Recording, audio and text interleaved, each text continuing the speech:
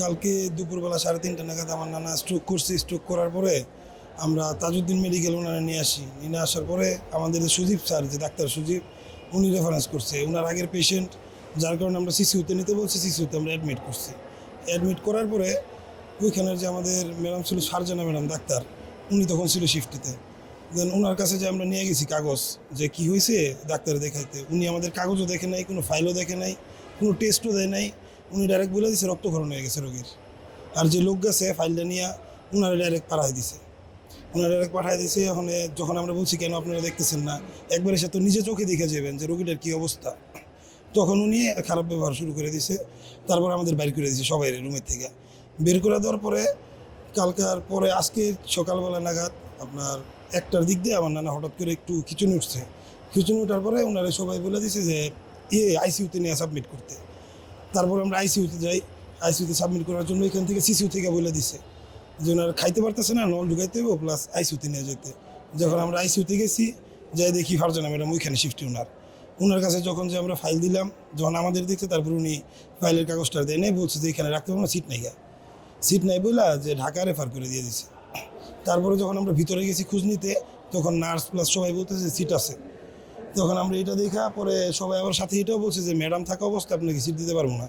ম্যাডামের 2টা বাজে শিফট শেষ, আজকে 2টা বাজে শিফট শেষ হলে তারপর আপনার আমি সিট দিব, এর আগে দিতে পারবো না, নাহলে ম্যাডাম ঝামেলা করবো। তারপর আমরা এই পাশে আসছি, 2টা বাজে ম্যাডামের শিফট শেষ হওয়ার কথা আমরা আইসিইউতে নিব।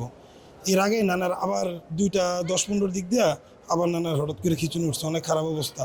তো এখন ম্যাডাম আবার এই সাথে ছিল, আপনার সর্বোচ্চ গেলে 10 সেকেন্ড পাশাপাশি রুমের দূরত্ব। এইখানে ওনার যে বারবার বলা হয়েছে, প্রায় 50 বারের মতো বলা হয়েছে ওনার যে হাত পাওয়া খালি পা ধরা বাকি। উনি একবারের জন্য যায় উনি দেখেন নাই। উনি আমাদের উল্টা ছুরি দেখায়, চাকু দেখাইতেছে যে এদিক থেকে বাইরে হয়ে যান গা, যে আপনার এটা এই দেখবো না, এদিক থেকে বাইরে হয়ে যান গা, আপনি পারলে ঢাকা নিয়ে যান গা, আপনি এরকম দেখবো না। উনি একে করেছে, কিছুক্ষণের মধ্যে আমার নানা পরে মারা গেছে ওইখানে, আর উনি সার্ভাইভ করতে পারেন। উনি যে বললো যে আপনি পারলে ঢাকা নিয়ে যান, এটা কি উনি ঈর্ষান্বিতভাবে বলছিল নাকি ডাক্তার রেফার করছিল ঢাকা, এমন কোনো কিছু? জি, উনি আসলে এটা পার্সোনালি ভাবে নিছে, পার্সোনালি ভাবে নিয়ে ওনা এই করছে, কাগজে দিয়া লেখাই দিয়ে দিছে, কাগজে রেফার দিয়ে কাগজে লিখে দিছে যে সিট নাই, এই কারণে রেফার দিছে। কিন্তু আসলে আদতে আমি বাস্তবে আমি নিজে যে স্বয়ং দেখছি ওইখানে সিট ছিল, প্লাস ওইখানের যে লোকজন ছিল যারা স্টাফ, ওনারা বলছে যে আমাদের সিট আছে, কিন্তু ম্যাডামের যদি আমি দেই তাহলে ম্যাডাম ঝামেলা করবো। আপনার নাম কি ছিল? আব্দুর রহিম। বয়স কত হচ্ছিল? বয়স 65। 65 বছর। উনি কি করতেন? উনি কাপড়ের ব্যবসা করেন। কাপড়ের ব্যবসা করতেন। ওনার বাড়ি বাস স্ট্যান্ডে।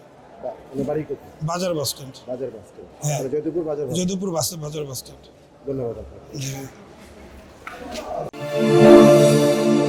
বিপিসি বাংলা, সংবাদের আস্থা।